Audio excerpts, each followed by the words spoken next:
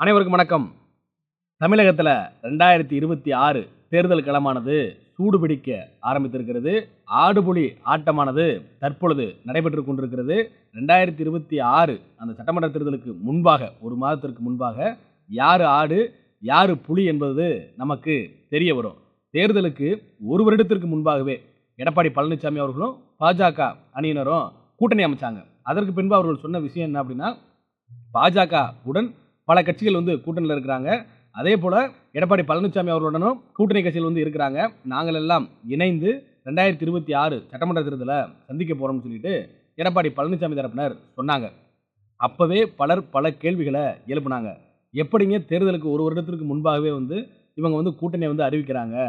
இது பாஜகவுடைய எதிர்ப்பு அலை அதிமுகவிற்கு ஒரு பாதிப்பை உண்டாக்கி விடாதா? அதே போல இரண்டு கட்சியினருமே மிகப்பெரிய அளவில் ஒருவரை ஒருவர் எதிர்த்து அரசியல் செஞ்சவங்க. அவங்க எப்படி தேர்தல் களத்தில் ஒன்றாக வேலை செய்வாங்கன்னு சொல்லிட்டு பல கேள்விகள் நமக்குள்ளாக எழ தோன்றியது. அதற்கு எடப்பாடி பழனிசாமி அவருடைய தரப்பும் பாஜக தரப்பும் சொன்ன விஷயம் என்ன அப்படின்னா, நாங்கள் ஒரு வருடத்திற்கு முன்பாக கூட்டணி வைத்ததே எங்களுடைய தொண்டர்களை ஆற்று சுவாசப்படுத்தி ஒருவருக்கொருவர் 2026 சட்டமன்ற தேர்தலில் இணைந்து பணியாற்றக்கூடிய அந்த பண்பு வளர வேண்டும் என்பதற்காகத்தான் நாங்கள் 2026 சட்டமன்ற தேர்தலுக்கு ஒரு வருடம் இருப்பதற்கு முன்பாகவே நாங்கள் கூட்டணியை வச்சோம் அப்படின்னு சொல்லிட்டு ஒரு விளக்கத்தை கொடுத்தாங்க. சரி, அன்றைய தினம் கூட்டணி வைக்கும் பொழுது யார் யாரெல்லாம் இருந்தாங்க கூட்டணியில்? இன்னைக்கு என்டிஏ கூட்டணி அப்படின்னு சொல்லக்கூடிய பாஜக தலைமையிலான அந்த கூட்டணியில் 2024 அந்த நாடாளுமன்ற தேர்தலில் ஐயா ஓபிஎஸ் அவர்கள் கூட்டணியில் இருந்தாங்க. அண்ணன் டிடிவி தினகரன் அவர்கள் இருந்தாங்க. ஏசி சண்முகம் அவர்கள் இருந்தாங்க. தமிழ் மாநில காங்கிரஸ் இருந்தது. பாமக இருந்தது. இதை தாண்டி ஒரு சில கட்சிகளும் அதில் இருந்தாங்க. அதே போல எடப்பாடி பழனிசாமி அவர்களோடு கூட்டணியில் யார் யாரெல்லாம் இருந்தாங்க அப்படின்னா, தேமுதிக கட்சி கூட்டணியில் இருந்தது. எஸ்டிபிஐ கட்சி இருந்தது. இது போன்ற சிறிய கட்சிகள் எடப்பாடி பழனிசாமி அவர்களோடு கூட்டணியில் இருந்தாங்க. இன்னைக்கு எடப்பாடி பழனிசாமி அவருடைய அணியிலையும் பாஜகவும் கூட்டணி அமைத்த பின்பு யார் யாரெல்லாம் கூட்டணியிலிருந்து வெளியேறி இருக்காங்கன்னு சொல்லி பார்க்கணும். யார் யாரெல்லாம் வெளியேறி இருக்கிறாங்க? ஐயா ஓபிஎஸ் அவர்கள் தேசிய ஜனநாயக கூட்டணியை விட்டு நான் வெளியில் போறேன்னு சொல்லிட்டு வெளியேறிட்டாங்க.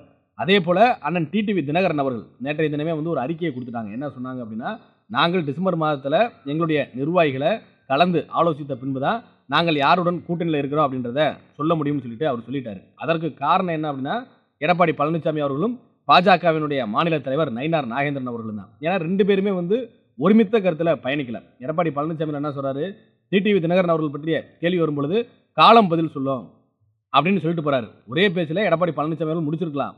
பாஜக கூட்டணியில் தினகரன் அவர்கள் இருக்கிறாங்க, நாங்கள் தேசிய ஜனநாயக கூட்டணியுடைய தலைமையாக இருக்கிறோம், அதனால நாங்கள் பாஜக கொடுக்கக்கூடிய அந்த சீட்டுகளில் அவங்க உள் ஒதுக்கீடு கொடுத்து டிடிவி தினகரன் அவர்களுக்கு சீட்டு கொடுப்பாங்க அப்படின்னு சொல்லிட்டு முடிச்சுட்டு போயிருந்திருக்கலாம். ஆனால் எடப்பாடி பழனிசாமி அவர்கள் புல் ஸ்டாப் வைக்கிறாரு. டிடிவி தினகரன் அவர்கள் தேசிய ஜனநாயக கூட்டணியில் இல்லை, இருக்கவும் கூடாது என்கின்ற தோணியில் அவர் பேசுகிறாரு. மறுபக்கம் பார்த்தோம் அப்படின்னா, நயினார் நாகேந்திரன் அவர்கள் ஆமா டிடிவி தினகரன் அவர்கள் எங்களோட தான் கூட்டணியில் இருக்கிறாரு, 2024 எங்களோட சேர்ந்து தான் போட்டி போட்டாங்க, அதே போல வரக்கூடிய 2026 எங்களுடன் தான் இருப்பாங்க அப்படின்னு சொல்லிட்டு சொல்லக்கூடிய நயினார் நாகேந்திரன் அவர்கள் ஏன் எடப்பாடி பழனிசாமி அவர்கள்ட்ட சொல்லி டிடிவி தினகரன் அவர்கள் நம்மளுடைய கூட்டணியில் தான் இருக்கிறாங்க அப்படின்றத நீங்க உறுதிப்படுத்துங்க அப்படின்னு சொல்லிட்டு சொல்ல மாட்டாரு? இதே எடப்பாடி பழனிசாமி அவர்கள் சொல்றாருல, என்னை முதலமைச்சர் வேட்பாளராக நீங்க சொல்லுங்க அப்படின்னு சொல்லிட்டு கூட்டணி கட்சியை சேர்ந்த பாஜகவுடைய மாநில தலைவர் அவர்களை பேச வைத்து, ஆமா 2026 எடப்பாடி பழனிசாமி அவர்கள் தான் முதலமைச்சர் வேட்பாளர் என்று சொல்ல வச்சார்ல. அப்படி கூட்டணிக்கு பலம் வேண்டும் என்கின்ற அடிப்படையில், தன்னை நிலைநிறுத்திக் கொள்ள வேண்டும் என்கின்ற அடிப்படையில் எடப்பாடி பழனிசாமி அவர்கள் சொல்வதை பாஜக தரப்பு கேட்டாங்கல்ல.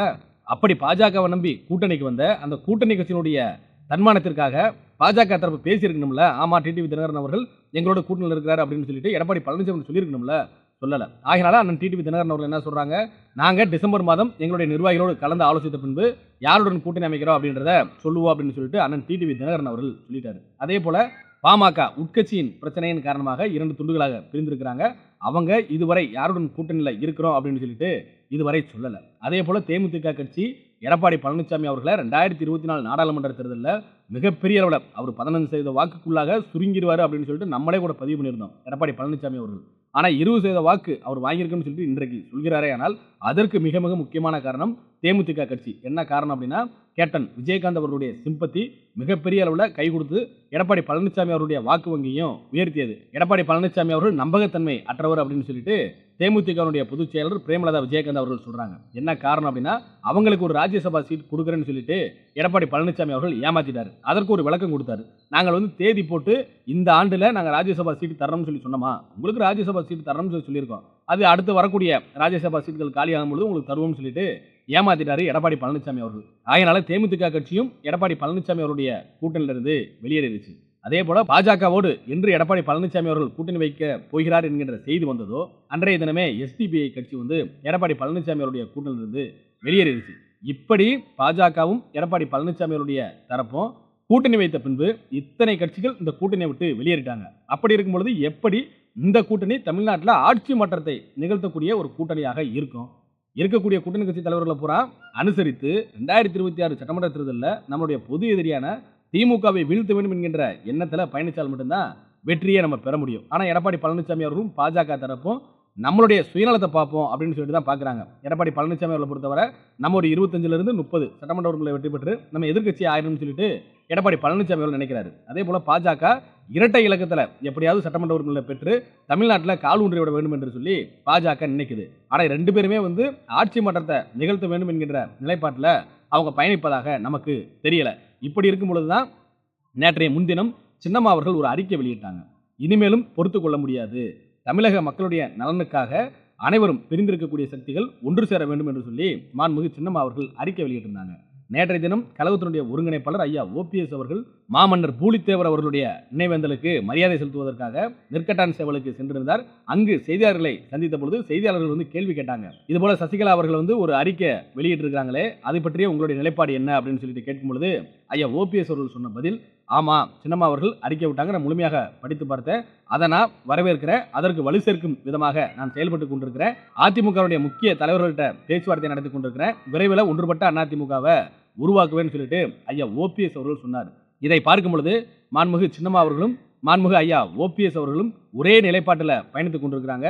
விரைவில் ஒன்றுபட்ட அதிமுகவை இவர்கள் உருவாக்குவாங்க அப்படின்றத தொண்டர்களிடத்துல ஒரு தைரியத்தை கொடுத்திருக்கிறாங்க. அதே போல முன்னாள் அமைச்சர் செங்கோட்டையன் அவர்கள், உங்க மண்டலம் என்றாலே மிக மிக சீனியரான ஒரு அமைச்சர் அப்படின்னா செங்கோட்டையன் அவர்கள், அவர் ஏற்கனவே பலமுறை அதிருப்தியில் இருந்தார், தன்னுடைய அதிருப்தியும் வெளிப்படுத்தியிருந்தார். அதே போல எடப்பாடி பழனிசாமி அவர்கள் கலந்து கொள்ளக்கூடிய எந்த ஒரு நிகழ்ச்சியிலும் கலந்து கொள்ளாமல் புறக்கணித்துக் கொண்டிருந்தார். அதற்கு பின்பு இரவோடு இரவாக டெல்லி சென்று நிதியமைச்சர் அவர்களை சந்தித்தார், உள்துறை அமைச்சர் அவர்களை சந்தித்தார் என்கின்ற செய்தி வந்தது. அதற்கு பின்பு இல்ல சமரசம் ஆயிட்டாங்க எடப்பாடி பழனிசாமியோடு என்று சொல்லி ஒரு செய்தியானது வந்தது. அதற்கு பின்பும் அவர் அதிருப்தியில் தான் இருக்கிறாரு. எடப்பாடி பழனிசாமி அவர்கள் சுற்றுப்பயணத்தை ஜூலை 7ஆம் தேதி அன்று இப்பொழுது தமிழ்நாடு முழுவதும் இருக்கக்கூடிய அனைத்து சட்டமன்ற தொகுதிகளுக்கும் சுற்றுப்பயணம் போறாரு இல்லைங்களா, அதனுடைய துவக்க விழாவிற்கு செங்கோட்டையன் அவர்களுக்கு அழைப்பு கொடுக்கப்படவில்லை அப்படின்னு சொல்லிட்டு ஒரு தகவலும் சொல்லப்படுகிறது. அதுல இருந்து இன்னும் மேலும் மன வருத்தத்தில் செங்கோட்டையன் அவர்கள் இருப்பதாக ஒரு செய்தியானது வட்டமடித்துக் கொண்டிருக்கிறது. இப்படி இருக்கக்கூடிய வழியில் செங்கோட்டையன் அவர்கள் ஒரு முக்கியமான விஷயத்தை அறிவிச்சிருக்கிறாங்க. செப்டம்பர் 5ஆம் தேதி அன்று தலைமை மீது அதிமுகவுடைய தலைமை மீது இருக்கக்கூடிய அதிருப்தி சம்பந்தமாக தன்னுடைய நிலைப்பாட்டை சொல்ல இருக்கிறேன் என்கின்ற ஒரு செய்தியை செங்கோட்டையன் அவருடைய தரப்பு சொல்லி இருக்கிறாங்க. ஆகையினால எடப்பாடி பழனிசாமியுடைய தலைமைக்கு எதிராக தொடர்ந்து அனைவருமே ஒன்று சேர்ந்து கொண்டிருக்கிறாங்க. எடப்பாடி பழனிசாமியுடைய தலைமை இருக்கின்ற வரை அதிமுக வெற்றி பாதைக்கு திரும்புவதற்கு வாய்ப்புள்ள எத்தனை கட்சிகளை கூட்டணிக்கு வச்சாலும், எப்பேற்பட்ட கட்சிகள் கூட்டணிக்கு வந்தாலும் எடப்பாடி பழனிசாமி அவர்களை முன்னிலைப்படுத்தும் பொழுது தோல்வியின் முகமாக இருக்கக்கூடிய எடப்பாடி பழனிசாமி அவர்கள், தோல்வியின் மொத்த உருவமாக இருக்கக்கூடிய எடப்பாடி பழனிசாமி அவர்கள், தோல்வியின் பிம்பமாக இருக்கக்கூடிய எடப்பாடி பழனிசாமி அவர்களை முன்னிலைப்படுத்தினால் மீண்டும் தோல்விதான் கிடைக்கும் என்கின்ற நிலைக்கு கூட்டணி கட்சிகள் வந்துட்டாங்க. ஆகையினால எடப்பாடி பழனிசாமி அவர்களை நம்பி யாரும் வரவும் மாட்டாங்க, வந்தாலும் வெற்றியை பெறவும் முடியாது என்பது அவர்களுக்கும் தெரியும். ஆகையினால விரைவில் ஒன்றுபட்ட அதிமுக உருவாவதற்கான ஒரு ஒளிபட்டம் தெரிய ஆரம்பித்து விட்டது. பிரிந்திருக்கக்கூடிய தலைவர்கள் ஒன்றுபட்ட அதிமுகவை உருவாக்குவாங்க. மாண்புமிகு இதய தெய்வம் புரட்சித் தலைவர் எம்ஜிஆர் அவருடைய வழியில, மாண்புமிகு இதய தெய்வம் புரட்சித் தலைவி அம்மா அவருடைய எண்ணப்படி, தொண்டருடைய விருப்பப்படி 2026 அனைத்து இந்திய அண்ணா திராவிட முன்னேற்ற கழகத்தினுடைய ஆட்சி அமையும். அப்பொழுது எடப்பாடி பழனிசாமி அவர்கள் அதிமுகவில் இருப்பாரா இருக்க மாட்டாரா என்பதை காலம்தான் முடிவு செய்யும். நன்றி, வணக்கம்.